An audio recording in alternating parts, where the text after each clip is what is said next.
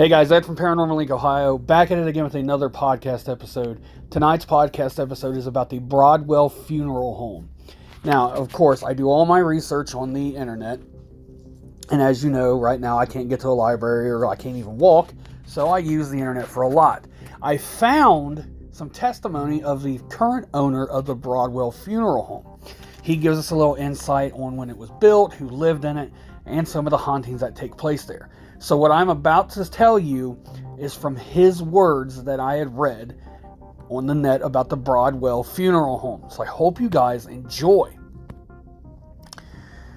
The Broadwell Funeral Home was built in 1910 by a man named Christopher Broadwell. And in it, he operated the funeral home. He operated it from 1910 until 1944. And in 1944, he decided he wanted to retire. He sold the business to a man by the name of Carl Watney. And he operated it from 1944 to 1974. Now, the first night that I was here, we went to the basement, and I was a big non-believer at the time in the paranormal. I just thought it was a bunch of hocus pocus. Now remember, this is coming from the owner, Mike. These are his words. Well, in the basement, that's where the embalming room was. And we were standing back in the embalming room, and the gentleman that was holding the ghost box, he was asking questions. And he was getting answers to those questions. Probably 5 or 6 questions went by, and he asked, "When you were alive, did you work in this house?" The answer was yes. "When you were alive, were you the undertaker?" The answer was yes. "When you were alive, what was your name?" And it came back clear. It came back Carl Watney. And Carl Watney was the second owner of the house. And he said, "Do you know who currently owns the house?" And as clearer than it was before, we were sitting there. It said Mike. It said my name. It said Mike. So when we finished downstairs and we came upstairs, my wife was sitting in the other room and she's watching all of this on a monitor. And she looked at me and she says, "If you think that I'm moving into this house, you're out of your mind." So we made it into a haunted bed and breakfast. But before all that, the house became a private residence. The people who bought the house started the labor on it. They lived in here for about 16 years. And in 1990, the owner died in the house, upstairs in the back bedroom. His wife was in a nursing home, and her son took over the operation of the house. And he used this property to rent to people. The Henneys lived here for almost 20 years. They were aware of the house being haunted, and they had encounters with Carl in the basement as well. And other strange things. Knocks on the walls, doors opening and shutting, footsteps, shadow figures, something very bad in there, and of course Carl in the basement. That owner, Dan, died. In 2009 he died. In early 2010,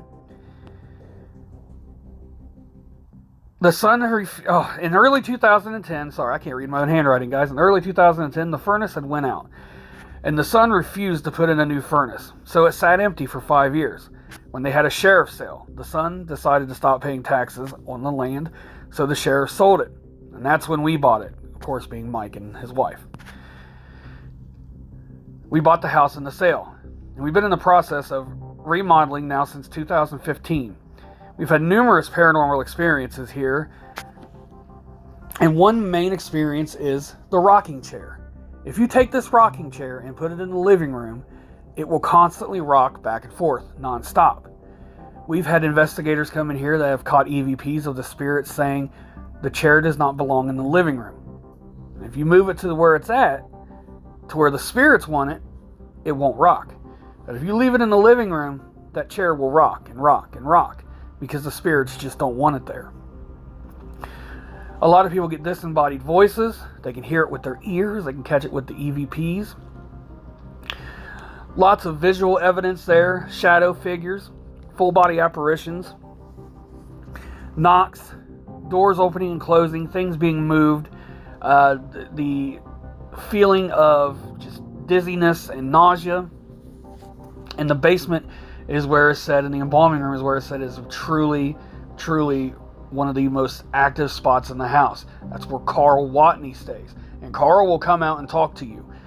He will tell you anything that you want to know, and he'll also mess with you and mess around with you to scare the crap out of you. They also say there's something bad that lurks around the house. Nobody knows what it is. So, if you guys haven't heard of the Broadwell Funeral Home, now you have. I hope you enjoyed tonight's episode. I love doing it for you. And once I'm able to walk again, this is definitely on the list. I've already talked to the people that own it, and they are well aware that I want to go, and they've already, approved it and everything. So once I'm able to walk again, it's probably going to be about 12 weeks, I should be able to do this. So I hope you guys enjoyed tonight's episode. I thank you all so very much for the love, the support, all the text messages, the phone calls, to check in on me and my family to make sure we're doing okay. Guys, if it wasn't for you guys, I don't know what we would do. Thank you guys all so very much, and I hope you have a great night. Bye, everyone.